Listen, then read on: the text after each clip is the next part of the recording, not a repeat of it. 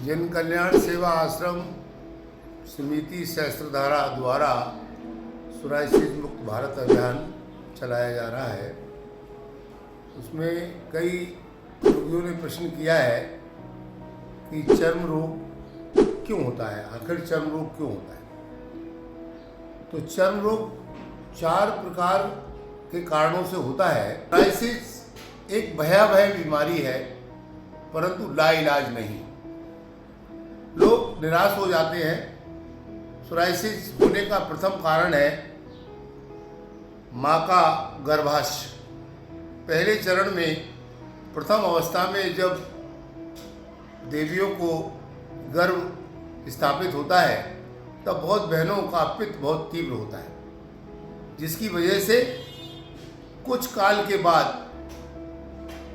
उन देवियों को उल्टियाँ शुरू हो जाती हैं और अज्ञानतावश को उसका उपचार न करा के खटाई इत्यादि का सेवन करती हैं। उससे पित्त तो शांत होता है, परंतु उसका दुष्प्रभाव बच्चे पर पड़ता है। आगे चलकर बच्चे के जन्म के 1 साल के अंदर अंदर उसको खसरा निकल आता है, अर्थात छोटी माता कहें, छोटी छेचक कहें, पृथक पृथक क्षेत्रों में अलग अलग बातें कही गई हैं। तो वो खसरा निकलता है और 3 दिन में स्वतः ही ठीक हो जाता है। धीरे धीरे बच्चा बड़ा हो जाता है। बड़ा होते होते 18, 20, 25 साल की आयु में वो दाद, खाज, खुजली से पीड़ित होने लगता है और यही बीमारी फिर जब भयंकर रूप ले लेती है उसको सोराइसिस कहते हैं।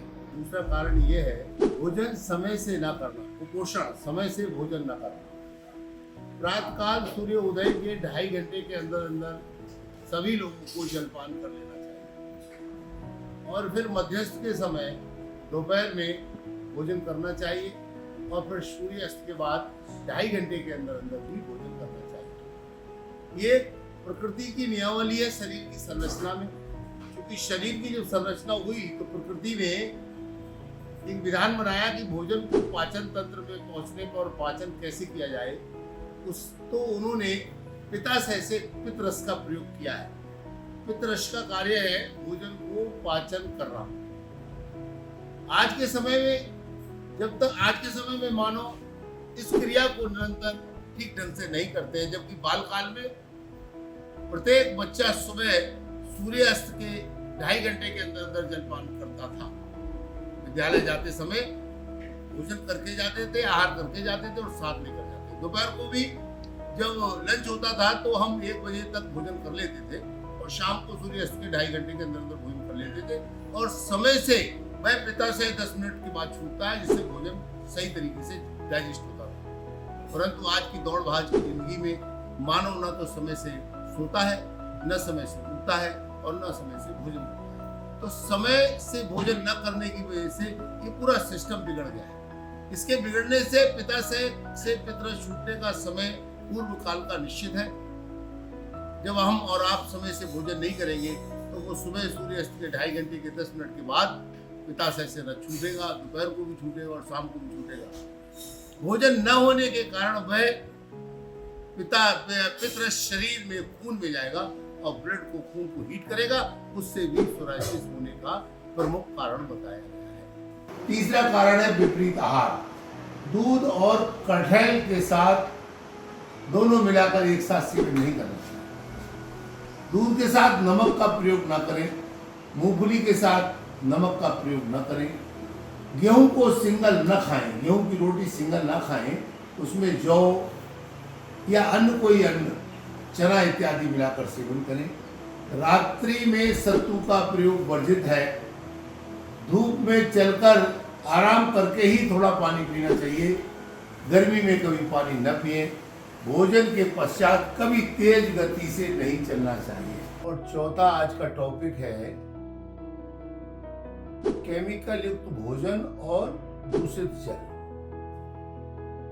आज की स्थिति में सभी अनाजों में लगभग केमिकल का प्रयोग किया जाता है, फर्टिलाइजर का प्रयोग किया जाता है।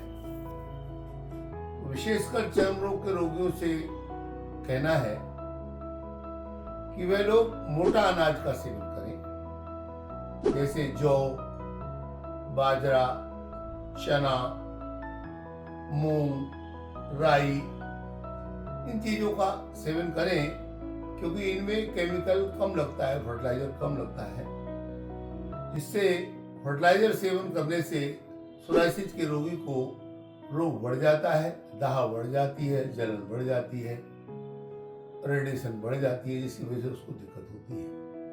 वर्तमान की परिस्थितियों में आप लोग सब घर से बाहर भी जाते हैं, जगह जगह जल पीते हैं, पानी पीते हैं, अनेक जगह का जल दूषित है।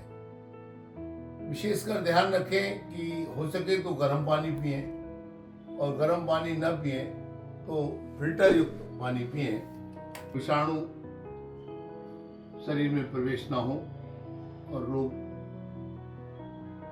बढ़े नहीं। इसलिए सभी लोगों से कहना है कि शुद्ध जल पिएं, शुद्ध आहार करें, सुबह समय में थोड़ा टहलने जाया करें और उचित व्यायाम करें ताकि आप आरोग्य रहें। इसी के साथ आप सबको बहुत बहुत शुभकामनाएं, बहुत बहुत आशीर्वाद। आप सदैव स्वस्थ रहें, प्रसन्न रहें, ऐसी शुभकामनाएं।